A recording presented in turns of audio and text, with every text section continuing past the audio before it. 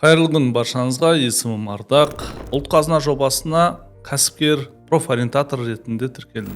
Универге түскен кезде уже саудамен айналыса бастадым. Алғашқы уақытында Дубайға барып жүрдік, Араб әмірлігінен біраз заттар әкелдім. Онымен де саудамен бастадық. Одан Россиядан әкеліп сауда жасадық. 19-20 жылдары біз ковидтің кезінде онлайн платформалар жасап, ұбт-ға балаларды дайындаумен кәсіп бастағалы болғанбыз.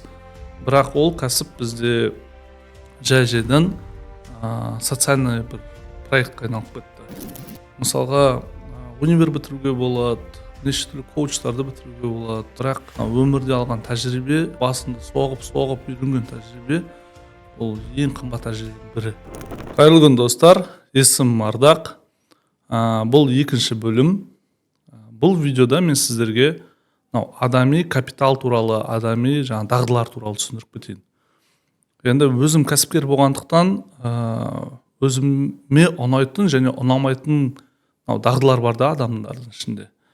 Біріншіден, мысалға, адам өзінің уақытын үнемді өткізу, ол ең бірінші дағдылардың бірі. Өйткені бізде 24 сағат бар. Екіншісі, адам қоршаған ортаны дұрыс таңдай білу. Маған осы адамдармен ыңғайлы ма сөйлесу, ыңғайсыз ба деген сияқты. Үшіншісі, өз өмірдегі рөліңді табу.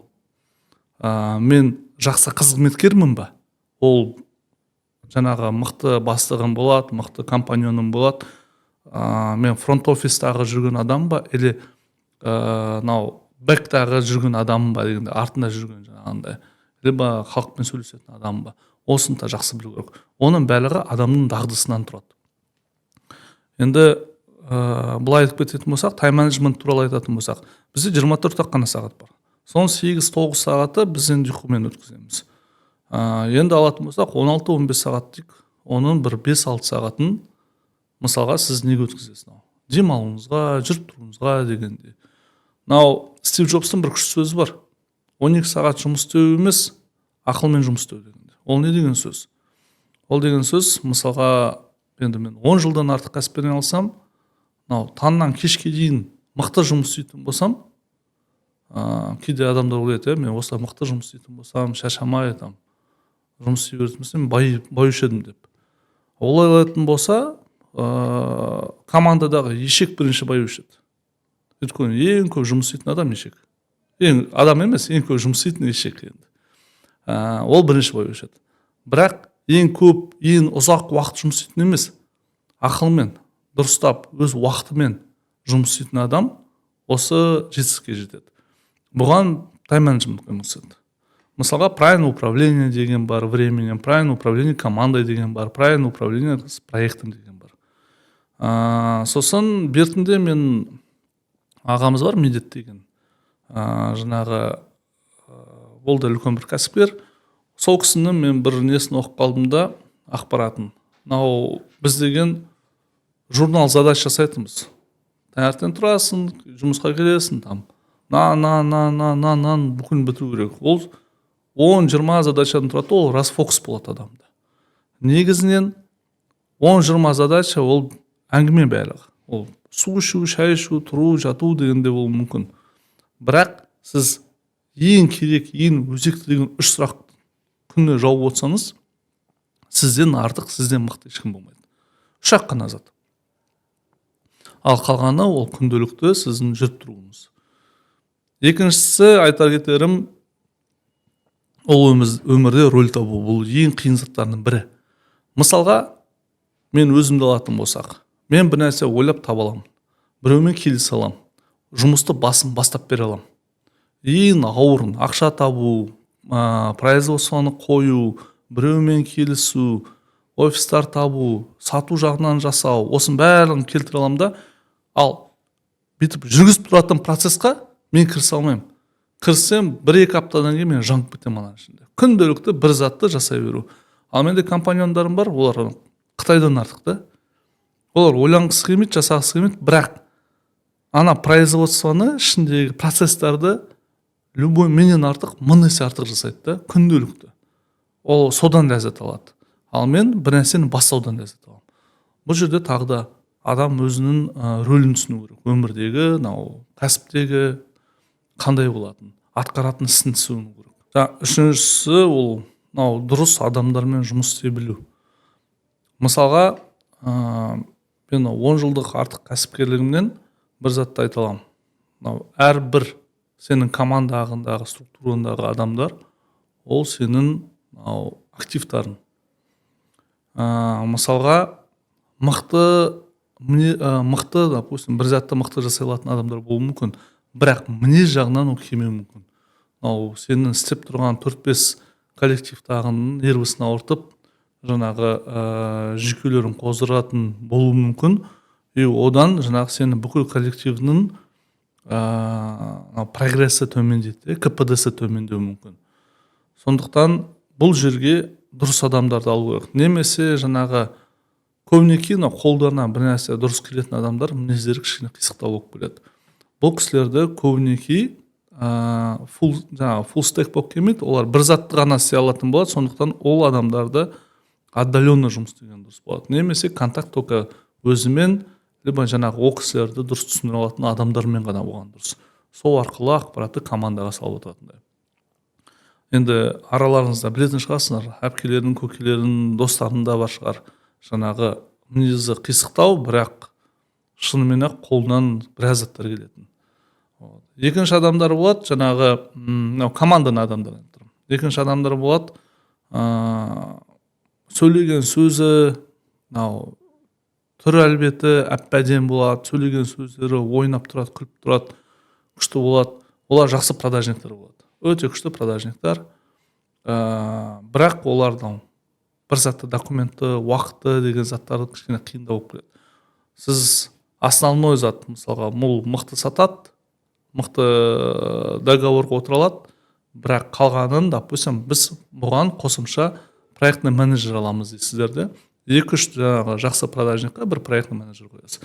Проектный менеджер деген ол в основном мезде қыздар, адам кішкене тұйықтау, ізденеді, ақпарат іздейді, басқалармен телефонмен немесе WhatsApp-пен көбінесе сөйлеседі, компьютерға бүкіл данныйды бивайт етіп отырады.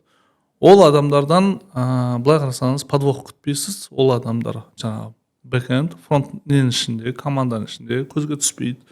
Бірақ бүкіл жыбырлап тұрған бүкіл ақпаратты солар жасайтын болады. Сол мысалы команда жинау жағынан. Ал енді сіз өзіңіз командаға кіретін болсаңыз, жаңағы сіз біріншіден ең бірінші руководительмен дұрыстап сөйлесе алуыңыз керексіз.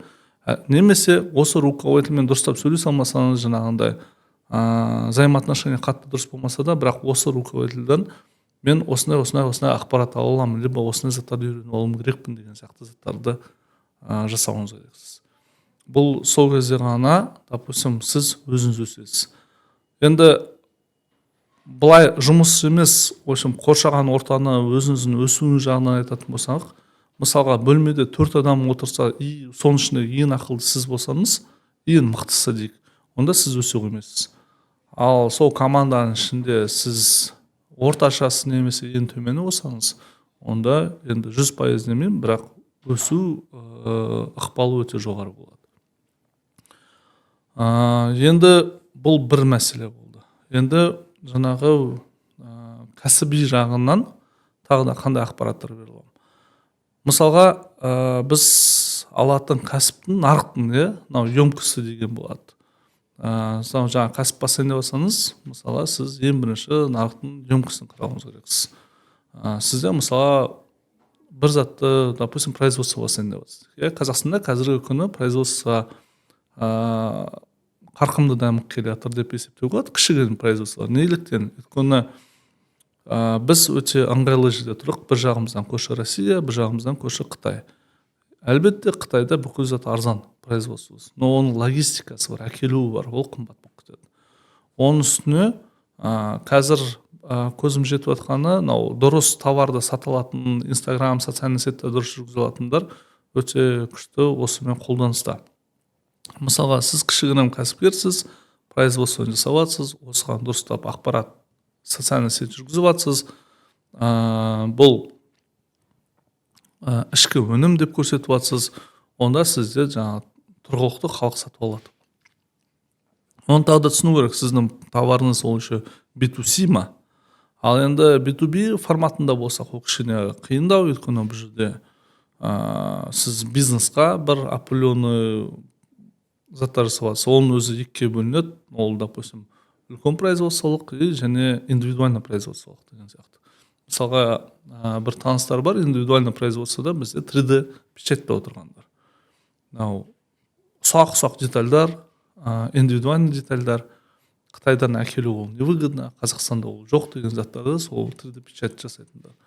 Ал енді біз үлкен массовый производствоны алатын болсақ, ол, допустим, шеге болсын, перчатка болсын, там, не знаю, ручка болсын, болт, гайкалар болсын, олар кішкене қиындау, өйткені бұл жақта конкуренция жоғары.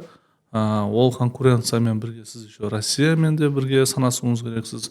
Бұл жерде мәселе кішкене жоғарылау болады.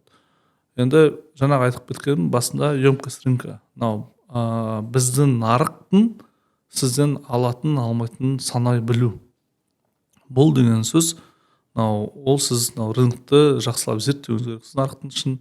Сосын осы товар жүреді, осы товар өтеді деген сияқты пікірге жетуіңіз керексіз. Ол үшін қалай жетуге болады? Біріншіден сіз ең үлкен бізде зат сатып алатын мекеме ол мемлекет. Біздегі 60-70% оборотымызды мемлекет жасайды, ол госзакуп. Бізде 200-ден артық әртүрлі порталдар бар, соның хотя 5-6-ын зерттеп қарап көрсеңіз, жылына қанша миллиардқа алынатын товарларды іздесеңіз, сол товарларға байланысты уже зерттеу жүргізесіз. Одан кейін сол оқыт бойынша товардың осы өңірде қаншасы жасайды, либо в республикада қаншасы жасайды, маңайымызда шикізат ол қол тиімді ма, әлде сырттан сатып алу керек па, оны санайсыз. Үшіншіден, осы оборудование бәрін сатып алып қою үшін жаңағы документация бәрін жүргізу үшін қанша ақша керек, и жаңағы сіздің производствоңыз маржасы жоғары ма, төмен ба, соны да санайсыз. Одан кейін ең бастысы бұл жерде сбытты білесіз. Если жаңағы сізден біреу аламын деп тұрса, мысалы үлкен компания, мен сізден, допустим, жылына осынша миллионға, бәленше миллионға сені сатып аламын деп тұрса, онда сіз уже обратныйдан санайсыз. Так, мен осында қоятын болсам, производство қоятын болсам, изделие осындай болады, қандай маржа қалады, и қанша уақыттың ішінде мен өзін ақтап шығамын деген сияқты. Екі мәселемен қарайсыз. Бірінші жаңағы емкость рынка, екінші соған келетін командаңызды құрдыңыз, басында айтып кеткен, и сонда үшіншісі ең керек заттардың бірі бұл өсу. Міне мысалға сіз кішігірім бір цехтан бастадыңыз, 1-2 оборудованиеңіз бар, жылына бір 50-60 миллионға оборот жасап отырсыз, маржинаңыз 20-30% дейік. Аллаға шүкір 10-15 миллион теңге тауып жатсыз. Енді қалай ары қарата өсуге болады? Өсудің екі тәсілі бар. Бір тәсілі ол сол тұрған жеріңізде өсу, үлкен цехтарыңызды үлкейту деген сияқты. Оның плюсы қандай? Ол локальный бизнес, сіз өзіңіз сол жерде жүре аласыз, сіз өзіңіз тексере аласыз. Сізбен бірге бастап келген адамдар сол жерде өсе алады, ол жерде олар мастер цеха бола алады, CTO бола алады дегендей. Бұл жақсы зат, бірақ оның да минусы бар. Сіздің товарыңызды жеткізу, ол жаңа доставкасы, локациясы дегендей. Ол бірінші, екіншісі сіздің цехыңыз, әлбетте алған жеріңіз ол экономически свободный территориялар ма, әлде тоғы, там жері, басқа да расходтары жоғары ма, төмен ба, соны санай білу керек. Ал екінші мәселе бар, өсудің жаңағы. Локальный бар и жаңағы басқа қалалар бойынша өсу бар. Ол тез өсесіз, әлбетте, каждый қалада өздеріңіз цехтарыңызды ашуға болады, производстволарыңызды қоюға болады. Бұл жаққа екі түрлі өз ақшаңызбен болады, немесе инвестицияны тартуға болады, франшиза ретінде ма, әлде партнерка ретінде ма, әлде әлбетте сіз сияқты басқа да производстволар бар, просто солардың цехтарында жасайсыздар ма. Бұл жерде варианттар көп. Но бұның плюсы, бұл жерде сізде бәлкім ақша аз кетеді, бәлкім сізде жаңағы логистикаға басқасына ақша аз кетеді, сіз сол жерден бағаңызды арзандатып, B2C-ға тиімді қылдырып сата алатын шығарсыз. Немесе сол бетті қалдырып, маржаңызбен логистиканың ақшасын өзіңізде қалдыратын шығарсыз. Но оның минусы да бар. Минусы бұл жерде управление жаңағы. Бұны тексеру, бұны қарау. Өйткені әрбір қалада бұл жақта әртүрлі программный обеспечениялар, CRM-дар керек. Бұл жақта өскен сайын ол качествосы да жоғары түсуі мүмкін. Сол качествосына қартай бет бұру керек, маркетингіне бет бұру керек дегенде бұл жерде өзінде бір плюсы да минусы да бар. Енді былай алған кезде біз сізбен бүгін кәсіпті қалай бастау керек, қайсына қарау керек, командамен қалай жұмыс істеу керек, және өсу жағынан да біраз ақпарат айтып кеттім.